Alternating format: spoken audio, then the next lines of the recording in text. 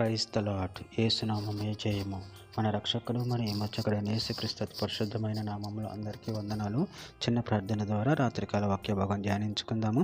పరిశుద్ధుడా మహాగణుడు అనే దేవ యేసయ్య, మీకే వేలాది వందనములు కృతజ్ఞత స్తుతి స్తోత్రం చెల్లించుకుంటున్నాను దేవ రాత్రికాల సమయంలో ప్రభు వాక్య భాగం ధ్యానిస్తుండగా వాక్య భాగం మాకు అర్థమవుట్లు సహాయం చేసి మీ కృపలో బలపరిచి మీకు మాదిరిగా మమ్మల్ని నడిపించమని చిన్న ప్రార్థన ప్రభు యేసుక్రీస్తు పరిశుద్ధమైన నామంలో అడిగి వేడుకుంటున్నాను తండ్రి. Amen amen. యెషయా 8వ అధ్యాయం 10వ వచనము. ఆలోచన చేసుకునిన అది వ్యర్థమగును, మాట పలికినను అది నిలవదు. దేవుడు మాతోనున్నాడు. ఆమెన్. దేవుడి వాక్య భాగం దీవించును గాక. ప్రభునందు ప్రియులారా, ఇక్కడ వాక్య భాగంలో గమనించినట్టయితే ఆలోచన చేసుకున్న అది వ్యర్థమగును, మాట పలికిన అది నిలవదు, దేవుడు మాతోనున్నాడు. అదేవిధంగా వాక్య భాగంలో గమనించినట్లయితే కీర్తనల గ్రంథం 33వ అధ్యాయం 10వ వచనం. అన్య జనముల ఆలోచనలను యెహోవా వ్యర్థపరచును, జనముల యోచనలను ఆయన నిష్ఫలముగా చేయును. కీర్తనల గ్రంథం 46వ అధ్యాయం 1వ వచనం. దేవుడు మనకు ఆశ్రయమును దుర్గమునై ఉన్నాడు, ఆపత్కాలములలో ఆయన నమ్ముకొనదగిన సహాయకుడు. కీర్తనల గ్రంథం 46వ అధ్యాయం 7వ వచనం. సైన్యములకు అధిపతి యెహోవా మనకు తోడై ఉన్నాడు, యాకోబు యొక్క దేవుడు మనకు ఆశ్రయమై ఉన్నాడు. సామెతల గ్రంథం 21వ అధ్యాయం 30వ వచనం. యెహోవాకు విరోధమైన జ్ఞానమైనను వివేచనైనను ఆలోచనైన నిలవదు.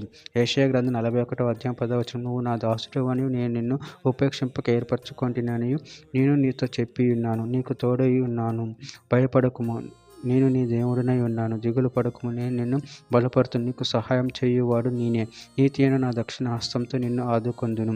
ద్వితీయోపదేశకాండం 31వ అధ్యాయం 8వ వచనం. నీ ముందు నడుచువాడు యెహోవా, ఆయన నీకు తోడై ఉండును, ఆయన నిన్ను విడవడు, నిన్ను ఎడబాయడు, భయపడకుము, విస్మయమందకమని ఇశ్రాయేలందరి ఎదుట అతనితో చెప్పెను. చివరి కీర్తన గ్రంథం 56వ అధ్యాయం 9వ వచనం. నేను మొరపెట్టు దినమున నా శత్రువులు వెనుకకు తిరుగుదురు, దేవుడు నా పక్షమున నున్నాడు అని నాకు తెలియను. యెషయా గ్రంథము 32వ అధ్యాయం 2వ వచనం. మనుషుడు గాలికి మరుగైన చోటు వలెను, గాలి వనుక చాటైన చోటు వలెను ఉండును, ఎండిన చోట నీళ్ళ కాలువల వలెను, అలసట పుట్టించు దేశం గొప్ప బండ నీడ వలెను ఉండును. చివరిగా ఒక మాట. ఆమోసు గ్రంథం 5వ అధ్యాయం 14వ వచనం. మీరు బ్రతుకున్నట్లు కీడు విడిచి మేలు వెతుకుడి, అలాగ చేసి నీళ్ళ మీరు అనుకున్న చొప్పున దేవుడును సైన్యములకు అధిపతి యెహోవా మీకు తోడుగా నుండును. ఆమె. దేవుని వాక్య భాగం దీవించాక చిన్న ప్రార్థన చేసుకుందాము. పరిశుద్ధుడా ప్రేమగల దేవ యేసయ్యా, మీరు ఇచ్చిన వాక్యదానాన్ని బట్టి ప్రభు మీకు వేలాది వందనములు కృతజ్ఞత స్తుతి స్తోత్రం చెల్లించుకుంటున్నాను తండ్రి.